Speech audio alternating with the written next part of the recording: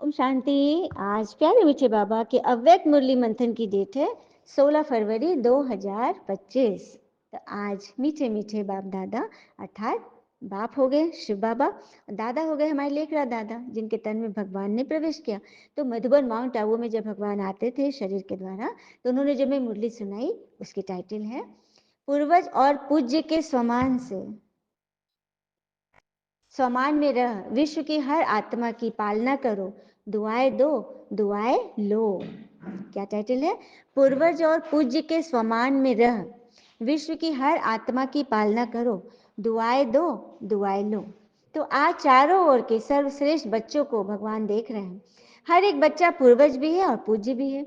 इसीलिए इस कल्प वृक्ष के आप सभी जड़ हैं, तना भी हैं। तना का कनेक्शन सारे विश्व के वृक्ष के टालियों से, पत्तों से स्वतः ही होता है ना। एक तना का कनेक्शन सारे वृक्ष के जो टालियां हैं, डालियां हैं, पत्तों से स्वतः ही होता है। तो सभी अपने को ऐसे श्रेष्ठ आत्मा सारे वृक्ष के पूर्वज समझते हो। पूर्वज अर्थात जिन्होंने पूर्व में जन्म लिया। जैसे ब्रह्मा को ग्रेट ग्रेट ग्रैंड फादर कहा जाता है, उनके साथ ही आप भी मास्टर ग्रेट ग्रैंड फादर हो ना। भगवान पूछ रहे हैं सारे विश्व की आत्माओं से, चाहे किसी भी धर्म की आत्माएं हो, लेकिन सर्व आत्माओं के आप तना के रूप में आधार मूर्त पूर्वज हो। इसलिए पूर्वज होने के कारण पूज्य भी हो। पूर्वज को हम लोग पूछते हैं, आज भी पितर को हम मानते हैं ना।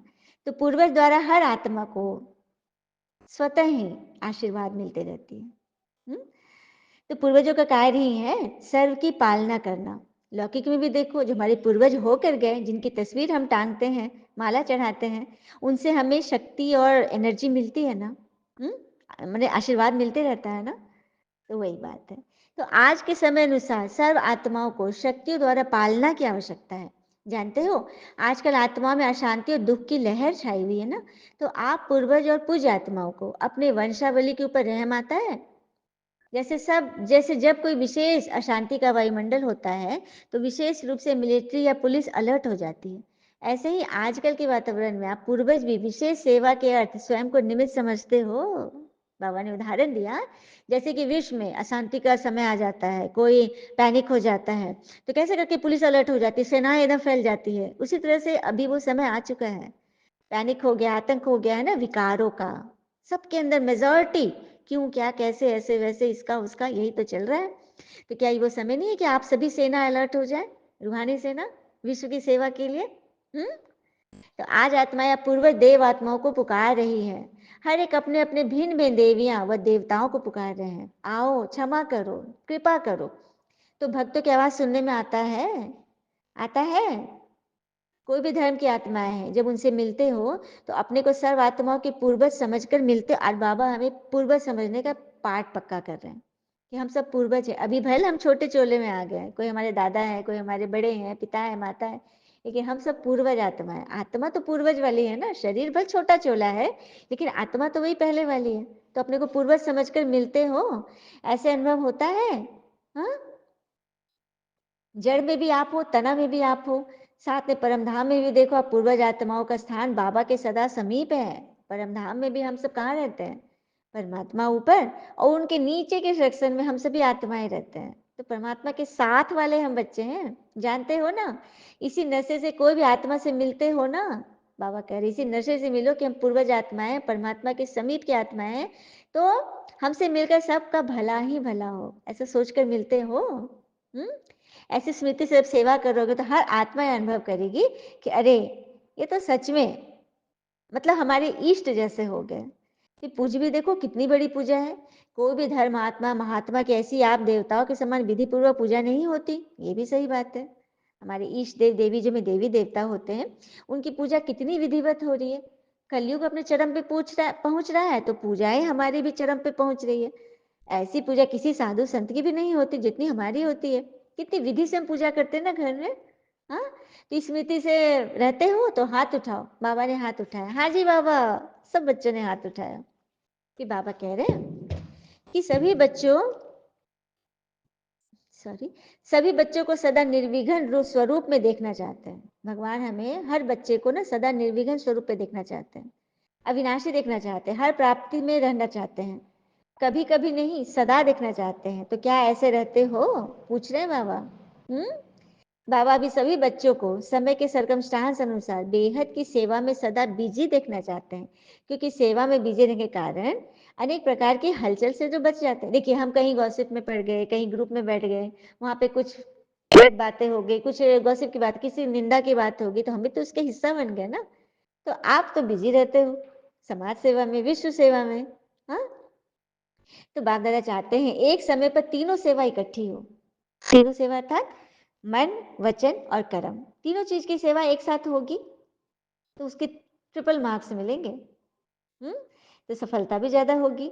बाबा ने समाचार सुना है कि इस ग्रुप में भी भिन्न भिन्न वर्ग वाले लोग आए हैं और सेवा के प्लान अच्छे बना रहे हैं। मधुबन में कई कई ग्रुप के लोग पहुंचे तो सभी सेवा के प्लान सुना रहे हैं। तो बाबा तो सभी बच्चों को सदा निर्विघ्न रूप में देखना चाहते हैं। निर्विघ्न अर्थात जिन पर कोई विघ्न आए लेकिन वह उससे छू कर भी न जाए, निर्विघ्न बन जाए। तो कैसे बनेंगे? जब स्व पर राज करेंगे तभी तो।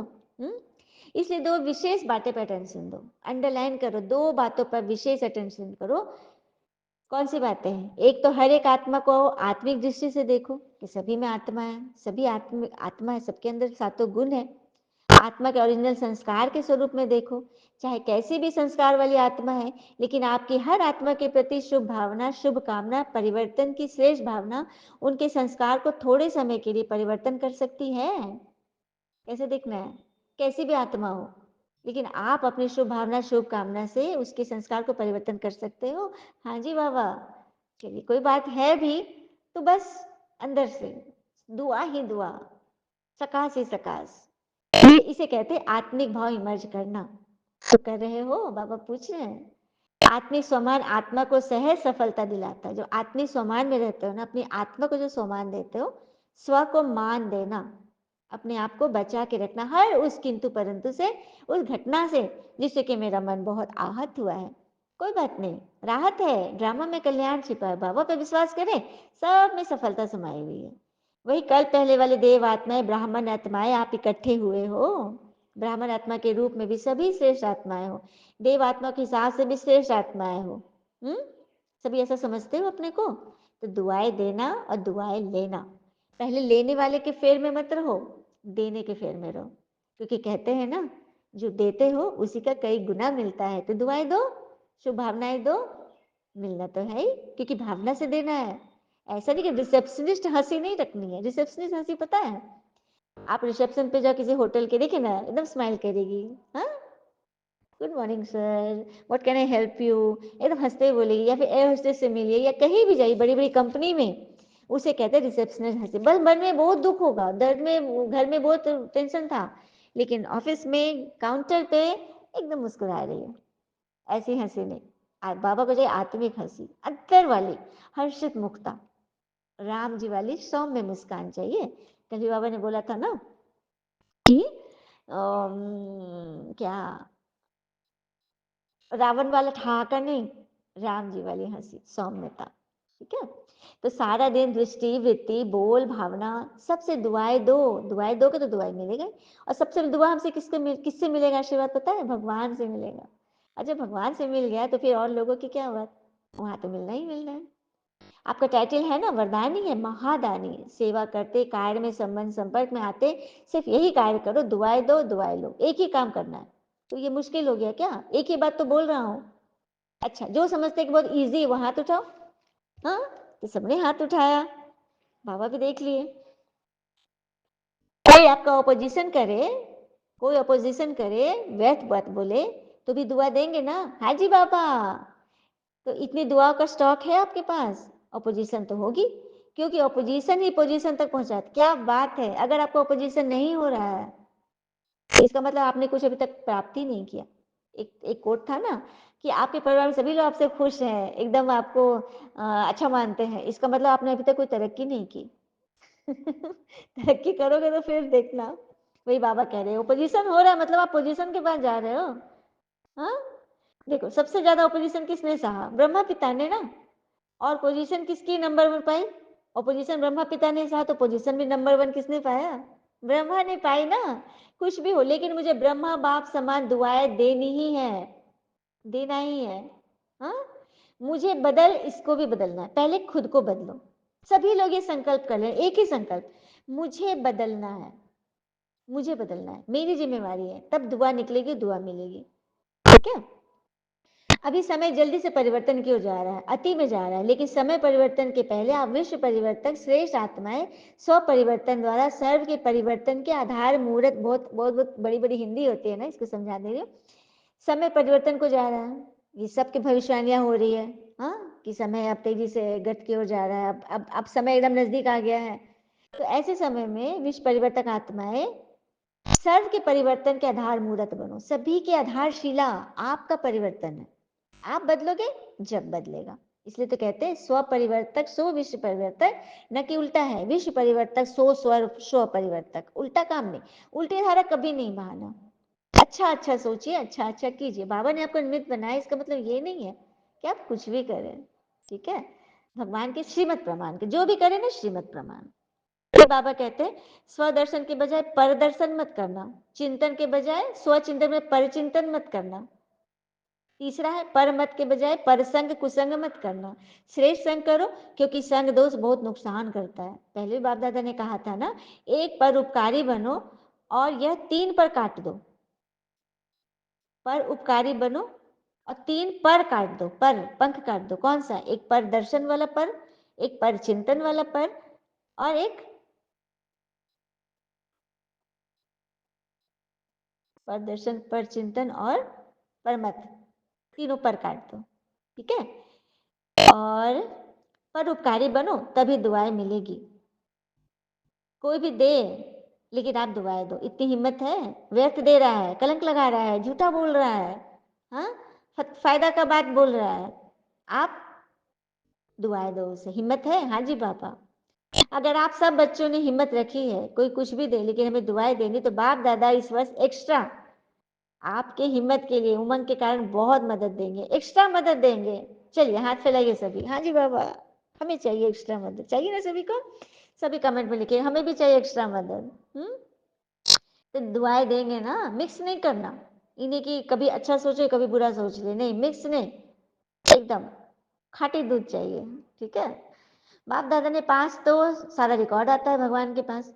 संकल्प में भी दुआओं के बदले और कुछ न हो, हिम्मत है तो हाथ उठाओ। हाँ जी बाबा, करना ही पड़ेगा, आपने किया था ना, तो अब भी कर लोगे। एक्स्ट्रा मार्क जमा करो, मुबारक हो, बाबा ने एक्स्ट्रा मार्क जमा करने की सभी को मुबारक दिया। फिर बाबा बोलते हैं, सुंदर बात है ना, अचानक होगा, सब कुछ अचानक होगा। डेट फिक्स होगी? नहीं, डेट कैसे फिक्स होगी? आप सब तैयार करो, तैयारी रहो ना। हाँ? आप बताओ, रमेश को कहते हैं, बताओ रमेश भाई जी, चार्टर्ड अकाउंटेंट, पूरे मधुबन की जितने भी कंस्ट्रक्शन हुई ना, उन सब का अकाउंट्स देखना और सबको मतलब सेटिंग करना, ये रमेश भाई जी का काम था। अब तो उन्होंने शरीर छोड़ दिया, तो भगवान ने उनको याद करते, हमेशा याद करते बाबा। ठीक है, तो ऐसा बच्चा बना जिसको भगवान याद करे। वो वाली कहानी याद है ना, भगवान लंबी सी डायरी में देख रहे थे, तो नारद जी ने पूछा कि इसमें क्या देख रहे हैं भगवान? तो बोला, इनमें उन आदमी की लिस्ट है जो मुझे रोज याद करते हैं। तो भगवान को तो सभी याद करते, पूरे विश्व की आत्माएं।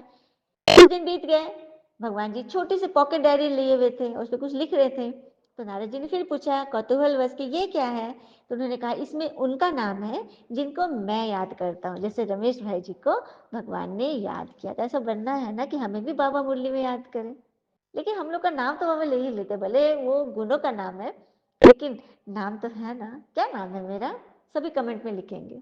ठीक है, चलिए, अच्छी बात। मैं इसलिए आप लोग को एक्टिव करती हूँ ना, कि सिर्फ आप लोग मतलब ध्यान से सुनिए, कब दीदी पता नहीं बाबा के द्वारा कुछ पूछ ले हमसे, है ना। तो हिम्मत वाले बच्चे को एक्स्ट्रा मदद मिलेगी, ये तो कर सकते हो ना, यह करके दिखाओ, फिर बाबा डेट फिक्स करेगा। सुना? फिर बाबा ने रूहानी ड्रिल कराई। 1 सेकंड में अपने पूर्व स्टेज में स्थित होकर परम धाम निवासी बाबा के साथ साथ लाइट हाउस बन विश्व को लाइट दे सकते हो। आइए छोटा सा प्रयोग कर ले। आराम से बैठे, कमर सीधी, और श्वासों पर ध्यान फोकस, लंबी गहरी सांसें।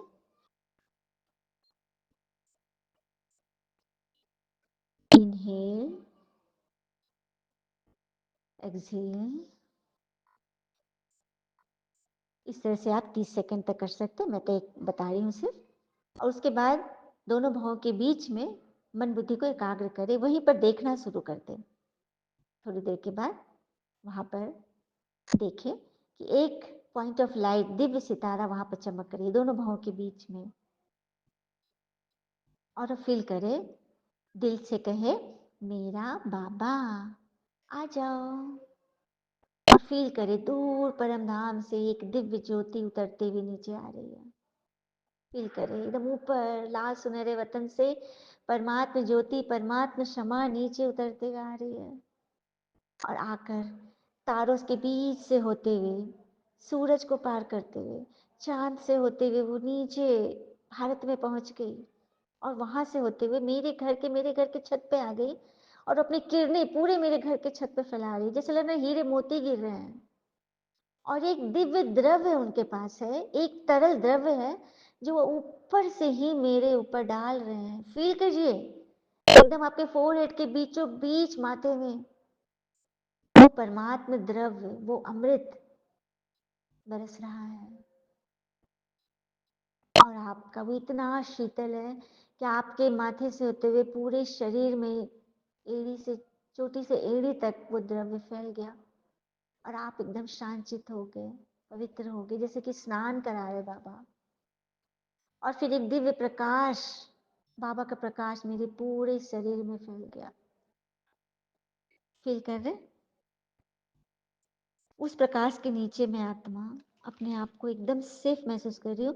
हमें ऐसा लग रहा है जैसे कि मैं जड़ मूर्त बन गई हूँ, मैं अपने देवी स्वरूप में स्थित हो गई हूँ, मैं अपने पूर्वज स्वरूप में।